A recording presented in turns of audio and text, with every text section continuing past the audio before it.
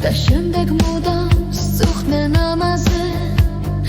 ეხ წუთით მაინც დაბრუნდებოდეს ჩვენი ბავშვობა და სილამაზე თავს არ მოიკლავს ქართველი არა ის შეიძლება ბრძოლაში მოკვდეს ერთი იმედით სიცოცხლე მარად გაგრძელდეს ქვეყნად და განმეორდეს საქართველოში როცა გვდებოდნენ უფრო და უფრო წუხდნენ ამაზე ეხ წუთით მაინ დაბრუნდებოდეს ჩვენი ბავშვობა და სილამაზე